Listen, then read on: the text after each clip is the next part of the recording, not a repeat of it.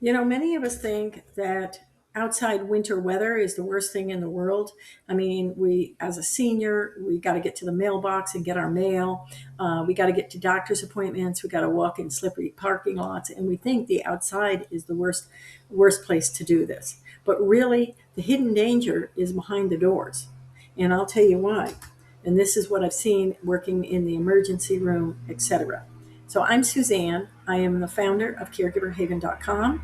I am the Haven community where our community comes together. They're made up of seniors, senior care professionals, and family members who all come together in real conversation. And what we talk about here is the problems and the challenges that each of us have in miscommunication and in all things that come up that have to do with aging.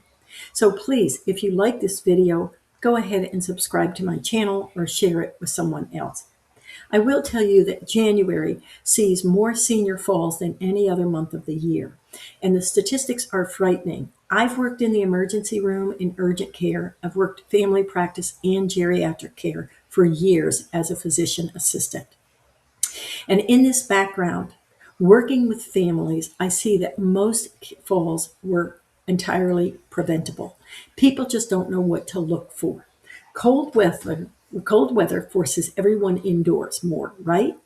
So it sounds safer. But here's what happens. Our muscles get stiff, balance gets worse, reflexes slow down when we stop moving regularly, and this affects everyone, but it hits seniors the hardest. There is a clothing problem too. Heavy coats restrict our arms so we can't catch ourselves if we fall. There's bulky boots that make it impossible to feel the ground. Thick gloves mean you can't grip the handrails properly anymore. The very things that are protecting you from the cold actually increase your fall risk. It's so sad to see somebody's fallen and broken a hip and have to now go into surgery. And I can't tell you the number of times it has happened. But the biggest mistake people make is the thinking that once you're inside, you're safe. And that's when I see the most dangerous falls happen. Really, the story, I see over and over again is that people come in from their homes and they track in wet boots. They don't take them off at the door. They don't have a towel. They leave water on the floor right by the door. This is where people fall. I've seen them fall in hallways in clinics. There's signs up, there's umbrellas by the door, there's a mat there. All of this stuff doesn't matter. Somebody walked in with wet boots and bam, the senior steps on that water and it's like ice. They slide right down on the floor, immediately inside the door of your home, of clinics, of hospitals, of grocery stores, of banks. You name it, you have to look for those puddles when there's snow and rain outside. Someone's going to track in that slush and it melts, it's invisible. So nobody sees it, and bam, then somebody comes down. The other thing that we have to talk about are the cords that are running all over the house. The space heaters, the electric blankets, the humidifiers, all plugged in with extension cords across your floors. These cords create perfect tripping hazards, especially when you're shuffling in those bulky boots and you haven't taken them off yet. I will tell you a personal story taking care of my mom. So I would walk into mom's apartment and she was in independent living and she'd get up and she'd say, "Oh, hello." Or she was in the kitchen and she'd say hello. And I'd look down and there was a cord across her foot. Always. I don't know how it got there. I'd say, "Mom, there's an extension cord over your foot." "Oh, I didn't see it," she said. Oh my gosh. All right. So this one surprises you as well. It surprises all of us. When you come in from the cold, your body temperature is low and your blood vessels are constricted. If you immediately stand next to the heater or go to the warmest room, that rapid temperature change is going to cause dizziness. And you're still wearing your heavy coat and your bulky boots, your body is confused, and that's when the falls happen. So I've seen that too. So people want to get warm right away, bam, low blood pressure, they're done. Okay. So what matters? Well, it can be high blood pressure too when your vessels constrict. All right. So everybody struggles with winter shoes, and we need warm boots, and we need the boots that are non-slip, right? But we want to look for light boots with deep treads, not smooth bottoms. Actually, light boots are better for you. Get the side zippers or the Velcro closures, not laces. Then invest in ice cleats. Now, we don't call them ice cleats in our membership. They're traction, what do they call them? Traction sheets. Because they're both, you can put them over your boots, and what they do is they actually have traction in them so you don't slip and fall, because we never see ice. Ice is always under the snow. We don't see it. And as the snow is melting every day, bam, there we go. The ice is exposed. We go out to the mailbox and we fall. So they're rubber frames, and they have metal coils that dig into the ice. Now, these traction sheets or traction slips are also used by football players. Okay, they're used by mail people who have to deliver mail or deliver packages. They use them too because their company is not going to let them slip.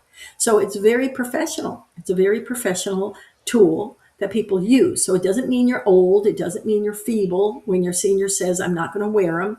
It means you're using them because you're smart. Okay, people in the working in the emergency room, we saw horrible accidents from bikes because people didn't wear helmets. If people wore helmets, we didn't worry about them. It's the people that didn't wear the helmets, right? It's protection. So that's what these traction shoes do.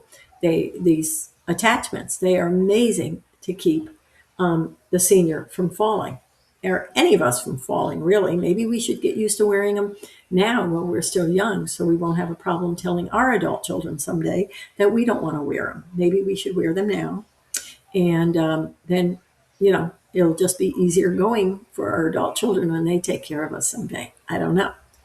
That's food for thought. All right. They don't cost that much, $20, $30 compared to a stroke, compared to falling, hitting your head, compared to a hip replacement. Yeah, they're pretty cheap. All right. Buy a pair, put them by every door if you have to. And here's the other critical part. The wet soles are going to leave the water around. So put a towel near the floor, not on the floor because they'll trip over it. So put the towel on the side so they can wipe their boots off. They can wipe the water down. Just keep a towel there. You have a bench by the door, but you also have a towel there. Now, in the summertime, you can take all that away. Or maybe if it rains a lot in your area, you don't want to take it away. But you have a place, a bench, where you have the boots sitting, you have the towel sitting, you have the new home shoes, the inside shoes on the bench. All right. Everything is slip on, so they don't have to worry about it. I've given you a winter safety checklist so you can look at everything you need in every room, all around the house, outdoor areas, everything so you can fix it.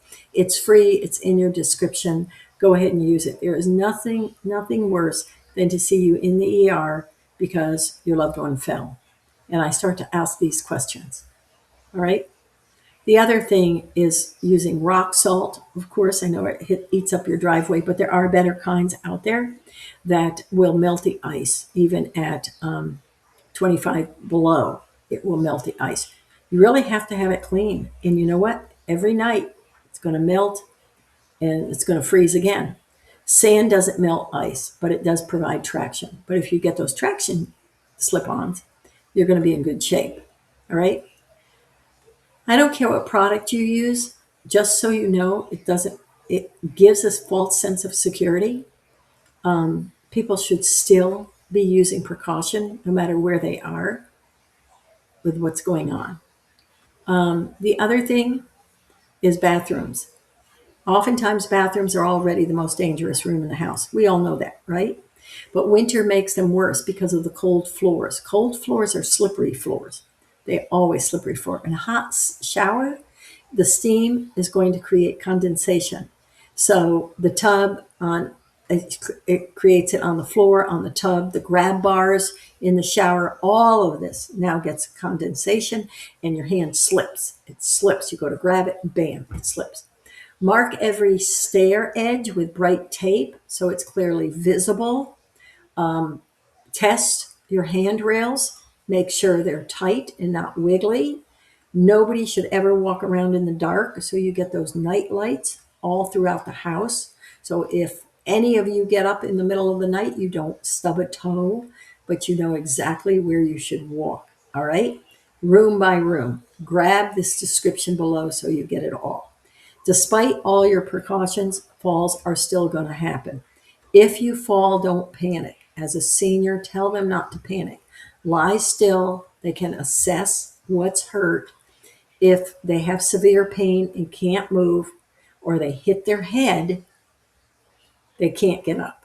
Don't try to get them up. Do not try to get them up.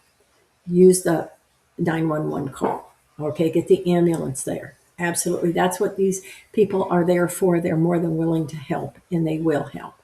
If you're not seriously injured, then rest for a few minutes and figure out how to get up. You roll to one side, you get onto your hands and your knees, you crawl to a sturdy chair and use that support to slowly get up. You take your time, you never rush these things. All right? If you're the caregiver and you find that someone has fallen, don't don't panic, stay calm, check for the obvious injuries. If they're seriously hurt, you just call 911. Do not move them. Do not move them. If they're not seriously injured, help them by following the same process, but let them roll over. Let them get on their hands and knees and crawl to support and then slowly stand or sit in the chair. Okay? You hold the chair so it's steady or the couch so it doesn't move. After any fall, even if there's no obvious injury, you should still contact the doctor's office. Again, all this information is for educational purposes only. You should always contact the doctor if there's ever a fall. Even if it's serious and you've gone to the emergency room, follow-ups still have to occur in the primary care physician's office. So always call your doctor. Some injuries don't show symptoms immediately. The doctors need to know about every single fall because these are going to show up later. I've seen these happen over and over again. The person returns. I had a lady walk in with a broken hip one day into the emergency room. And she says, yeah, I just got a little pain. And I said, where is it? And she wouldn't tell me she fell. I said, when did it start? How did it start? I kept trying and trying to get the information out of her. Finally, she said, I fell. I said, okay, now we can get an x-ray. She said, nope, I walked in here. I'm good to go. I just need some pain medicine. And I said, nope, not good enough. I took the x-ray. She had a busted hip and she walked in on her broken hip.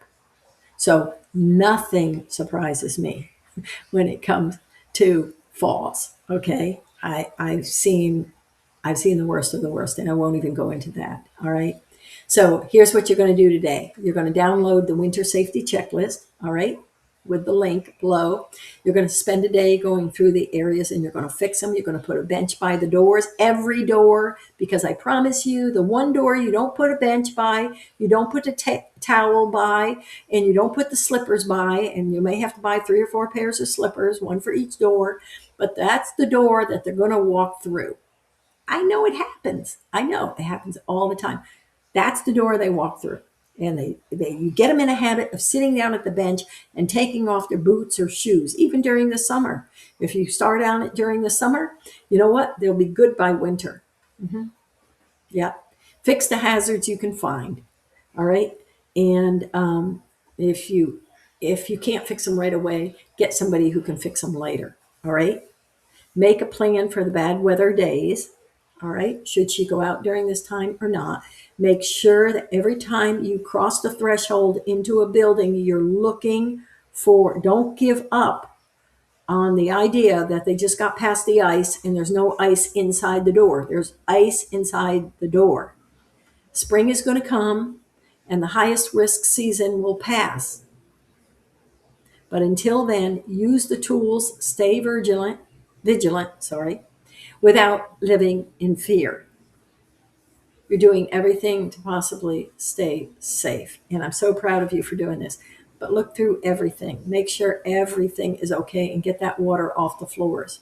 Get that towel there and wipe that stuff down and get those slippers ready for somebody. Safe slippers, all right? Slip-ons or whatever they can use that's got good grip to it.